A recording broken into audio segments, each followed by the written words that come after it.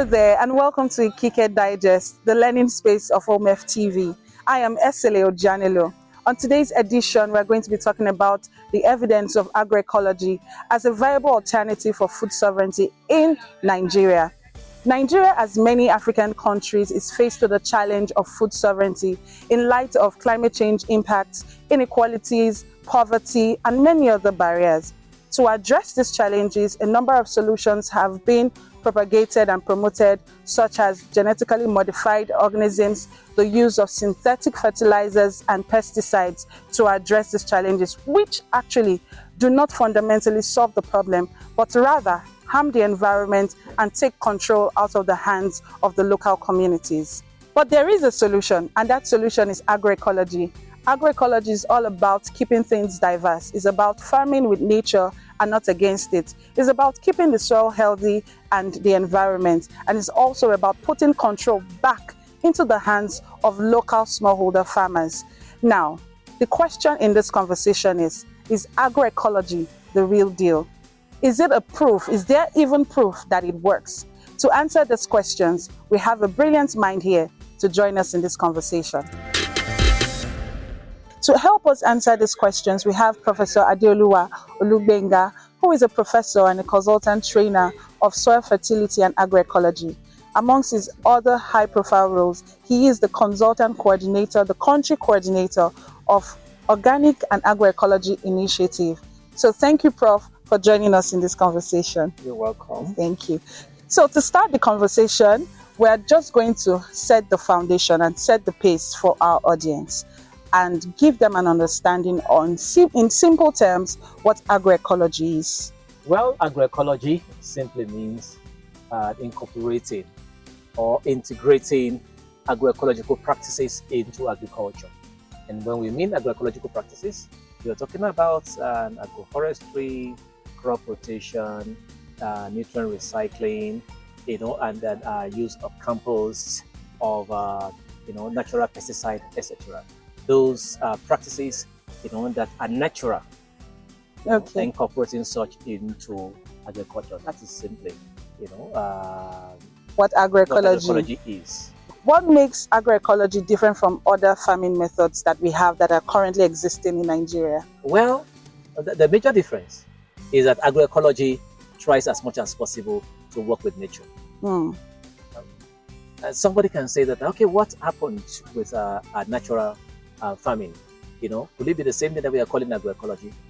Maybe not, maybe not. maybe not. Yeah. Because agroecology, it's not just about working with nature, but it has also scientific incorporation. Our natural farming has nothing to do with science. That agroecology combines nature, and with science. That's what we have as agroecology. Because in agroecology, apart from normal ecological practices like agroforestry, crop rotation, natural pest control, compost, use of compost, etc. There are other modern natural means now that agroecology allows, like the use of biofertilizers, which are biological organisms. They are natural, so they are categorized under agroecological interventions. Even the use of smart technology, for pest control, for irrigation, etc. They are also counted as under agroecology. Yeah. So agroecology today is much more than farming the way our forefathers farmed. It's not just what you call just as I'm doing it naturally. That means I'm practicing agroecology. It's much more than that. Way much more than that. Thank you, sir. So the next question will be: why is agroecology a good fit to addressing the current challenges, farming challenges, food challenges that Nigeria is currently facing? Why is it a good fit for it? Yes, agroecology it is, because we know, science has proven, it is well documented, that the bulk of the food that we consume in many developing countries actually coming from small-scale farmers. Not less than 70%. Yeah. So, and then who are these smallholder farmers? They are farmers that most times they don't have enough resources to pursue the synthetic fertilizers. At times, when they struggle to have the money, they don't have access to it. So even when they have the money, even when they are supposed to use 6 bags of NPK, for example, if they manage to get one, they'll be celebrating, and then the yield will keep on depreciating. Whatever they don't have, they can't get optimum yield. Yeah. So, but now with agroecology, with the use of natural materials as their fertilizers, as their pesticide, they are able to reduce overheads, and they can optimize their income. Then secondly, most of the materials in agroecology, like the one you are having on this farm, for example, most of the materials we are using here coming from this, the area here, the vicinity here. We are not bringing anything from outside this community. So which means we can always have access to it. There won't be a time that we have a shortage of fertilizer to use here, because we have what we need within our community. So the farmers, once they get what they need around their communities, then they don't have to wait for, what somebody will have to sell to them or being imported, etc. So that is one. Then when it comes to issue of pests and diseases, if your farm is well managed, just like what we have here, you can see at the background there, you see a bit of bushy area. They're actually meant to control pests, the natural pests here. Because when this place is cultivated, the insects are not killed.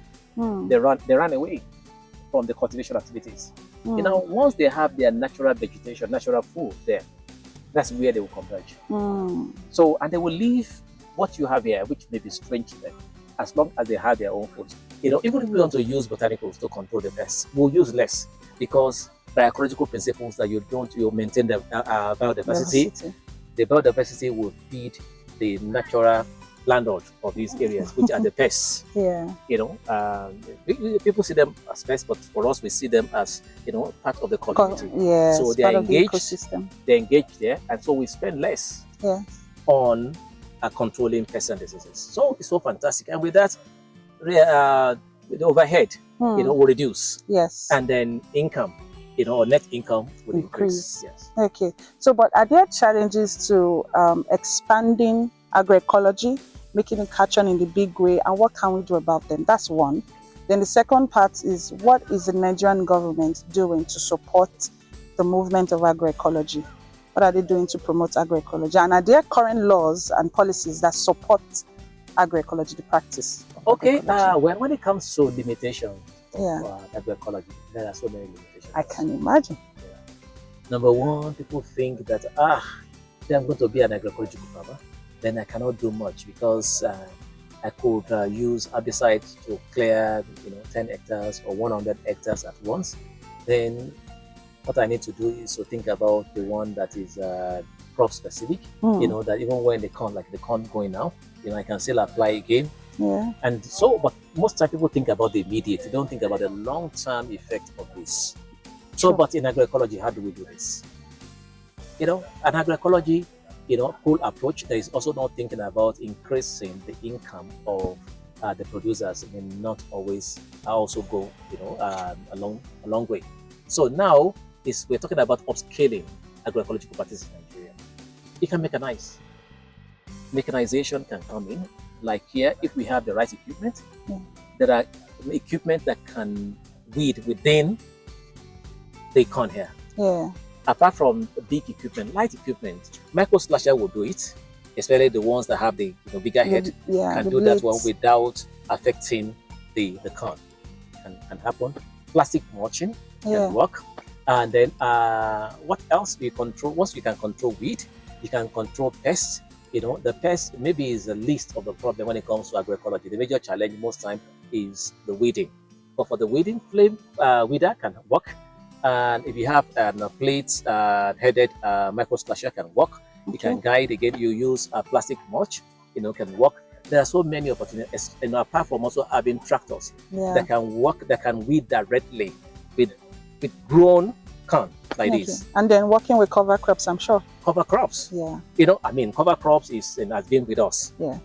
Because if you do cover crop, especially when you do there very well with an appropriate plant population, then you can actually, not just only control weed, but also optimize, your systems. You have more.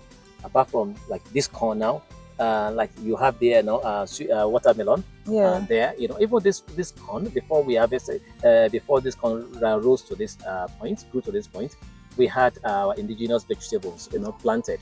As we use those as cover crop. Yes. They have been harvested now for sales, Yeah. and they come and keep growing, which is economically beneficial to the farmer. Exactly. Okay, so but what is the government doing to support agroecology? Well, and what more can they do? Number one, even government itself needs to understand the benefits of agroecology, because with agroecology we are not just talking about today. We are talking about today and tomorrow of the people. We are talking about food for today and food for the future. We are talking about the land useful for us today and for the future. So government should understand this. Secondly, the resources, the supports that have been given to conventional farming should also be apportioned to agroecology. In agroecology, we are not saying that I do 50-50. Even if it's just 20% out of that, once farmers see it and then the effect, and shows the effect shows itself, then I'm sure government will do more. Yeah. So but the appropriate policy must be in place. We have been working with the government to make this happen for some time. I know it's within the discussion of Federal Ministry of Agriculture and Food Security, but now we need to take it up, so that we don't wait until smaller countries around us, and take the lead in this dimension. Yeah. We can also, take the bull by the horn, when, it is still the day, so that we don't wait until everybody is doing it before Nigeria wakes up, to say that we're also there. Yes, sir. So just to push further, I know you're a professor with the University of Ibadan. So what can universities and even NGOs, CSOs, non-profits do to build a stronger case for agroecology? One of the things that universities can do, or institutions generally, not just universities, education institutions, is what we have here. Exactly, true. This kind of facilities. Yes. This is a demonstration site for entrepreneurship in organic and agroecological farming. If we have this and we are able to prove to the growing minds that it works, we are able to prove to them that it can sustain itself, we are able to prove to them that it can, it can feed the nation. Then we are solving a great problem. So now each institution should have a demonstration point, a site, like what we have in University of Ibadan now. This Copperfield project site, can be replicated. So that at least we're not just talking, we're not just it's not just about theory. People also want to they also want to feel, they want to see how it works. So that should be there. And then our government at all levels should also encourage pilots, points like this, and NGOs, CSOs, those that can have theirs can do, no matter how small, and they can also partner with institutions that have this, like this one that we have here in the University of Ibadan. The official business partner is a CSO, which is the Ibadan Go Organic Multipurpose Corporate Society. Is the official business partner, on the collaboration with the EU on this. So the business partner showcases, to our trainees how they can make business, how they can get order. And once they see orders flowing, they see what they are producing before it is being produced. You can see today, as the training of today was ongoing, people coming here to buy. They have made their order. They're coming here to pick. And the students are watching. So what we are trying to do is that you are letting them see. So seeing is believing. True. So they see that there's people, actually making the order. They're actually buying. Then it's a good way. So that by the time they get to their areas, or they can upscale. They can do bigger. So that's like creating a market. A market for the organic food. Exactly, and that's what we are also doing here. So we are creating market, because if you encourage farmers to do agroecology, to do this, a question that comes to them, they may not be able to utter it out. If I do it, who will buy for me? If I go this extra mile, who will buy for me? So that with the CSOs in our own areas, we can also create this niche or support the development of these niche markets. Sure. We should support. So that at least once farmers know that if I go all through I wouldn't call it stress, all the hurdles, or don't do this, don't do that one that you have in agroecological farming, and then I have my produce and my products, then I have those that are waiting, to buy. So, but they might be able to push through by themselves. Sure. They may need, CSOs, to support them in terms of the market creation, in terms of advertising what they do, in terms of also little support, for their production that can take them to the level that they are self-sufficient to run regarding their businesses. Sure. You have been listening to Professor Adeoluwa Olugbenga on the evidence of agroecology as a viable alternative for food sovereignty in Africa. We'll go on a short break. Don't go anywhere. Are you looking for a conducive and serene environment to carry out your research works and need the right content to be at your best? Are you a lover of academics and intellectual books? Do you seek proper works of research for knowledge enhancement? Or you want a place to read at your leisure? The Home F Library and Resource Center is the right place to be. With our well-arranged and fully stocked bookshelves, searching for your preferred genres and authors is made much easier than you could ever imagine. With our well-experienced librarians and guides, you've got a reading and research pleasure to catch up with. At Home F Library and Resource Center, Benin City, Nigeria, it is simply an unforgettable experience. Well, back to the conversation, still with Professor Adeoluwa Olugbenga. So the question now that I have, sir, is we're promoting agroecology. Are our farmers willing to try agroecology? Thank you, moderator. Yes. Our farmers most times are interested in what will put more money in their pockets. True. They may not understand the concept. Majority of them, as we speak now in Nigeria, don't. But a common interest of many of them is whatever they can do to increase their income, to improve their livelihoods. So they are easily attuned to such. So now, from our own side, as many of these farmers that we have taken time to explain to them the benefits of agroecology, they have seen many of them, trying to imbibe, especially those that sees this as value addition to what they do. Because, for example, this is sweet corn here. If another person is doing sweet corn using all manners of, herbicide, etc., and this one is there, even if they're sold for the same price, this one will go faster. The same thing we just experienced with our naturally raised broilers. Within just a week, the whole lot gone. Because people for the first time say, wow, you mean that we can now have in our community in the University of Ibadan broilers that have not been, they're produced with antibiotics, etc. There. So everything gone. So now, if they know, and the more farmers that listen to such, that aware of such, the more they go into it, because the common interest of farmers is not just in the resistance, it's not feeding the nation. The common interest of farmers is producing and making money. True. So now, once they know that if they do these things naturally, in an agroecological way, they can get more customers. Yeah. They can sell more. They would most of the wastage that would have happened, by reason of slow purchases or marketing, whatever, and traffic, will have been cut off. Yeah. Then they will show interest, a common interest. Or an average farmer is a businessman that has no permanent enemy. That's true. Once they see where they will do well, they will make money, they will go into it. So especially when they see that agroecology that can also reduce their costs. Yeah. Why not? Okay, sir.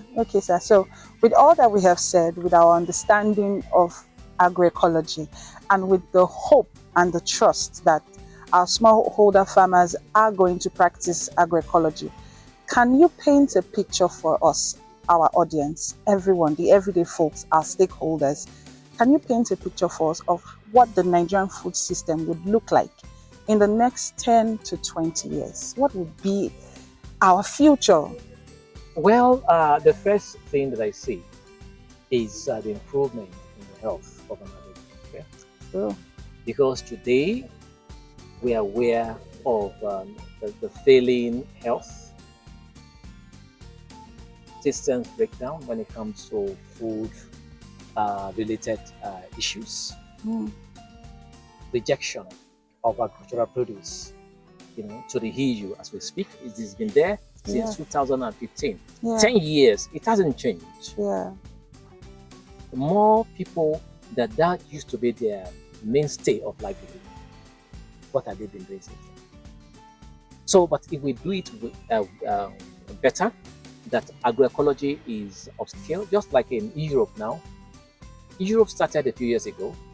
By year 2030, Europe is working towards having the agricultural land in Europe, 25% to be organic, which is a subset of agroecology. When they said it was like I think, would it happen? But gradually they are moving towards there. Because you see grant, you see government intervention favoring such. And when there is grant that is favor, you see farmers, producers, usually they would tilt towards such. So the same thing also in Nigeria. As we explore the space of agroecology in terms of crop production, in terms of natural fertilizers, in terms of natural pesticide, in terms of even fabric, natural, in terms of medicine, that are natural, so many opportunities. Agroecology is not just about food, it's not just about agricultural produce. There are so many components. As we explore that, number one, in addition to what I've said, it can also make Nigeria a tourist attraction.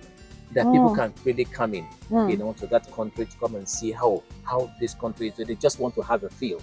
Then two, confidence of the global community will also in food production for Nigeria, or food produce and product for Nigeria, will also be increased. Then GDP of the country will also increase. Moreover, we can have our farmers and the farming communities, greatly improved. Because if I make more money, then my livelihood will improve. Of course. And then things go better. Sure. So an average farmer that may be struggling to support his or her child in the child's education may freely do that without taking a loan. Yes. To support the child's education. So there are so many. And lastly is the issue of better health. So currently, a country, don't ask me the country, is on the roll of the countries with the least, what do you call the life expectancy. True. So the country. Yes. So that particular country can translate to that can go up that list. So but because and healthy food, healthy people. Healthy people, healthy environment. Healthy environment, healthy country. Yes. So that is a link between what we are talking about and the Okay. So just the last thing. What is the concrete thing that our audience can do to promote and further the cause of agroecology? Number one is to work better with the benefits of agroecology. Two is that in your little way, even if it's just to do it in sacks in your compound, try something natural. Raise your own vegetable, raise your own birds naturally. Do that. If you don't have sufficient to consume, buy from organic farmers. Patronize them.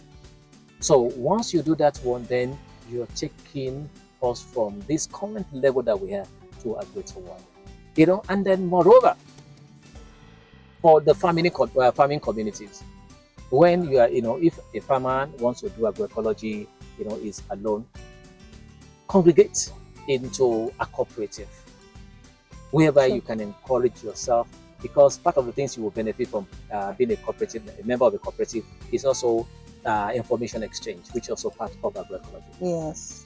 So you can exchange information. If you have challenges, you have someone that can easily help you, by sharing their experiences as solutions to yours. So do that one. And if you have any opportunity to mainstream agroecology into governmental interventions, like school feeding program, for example. Oh, okay. We are canvassing that school feeding program in Nigeria, it cannot be fully organic, must be agroecology. So, because what is the essence of feeding our children with what can compromise their health? So, what is the future of that? If we keep on feeding them with what can, compromise their health. But if we go by way of safe food for them, then that is when the intervention of school feeding will actually make meaning in the nearest future.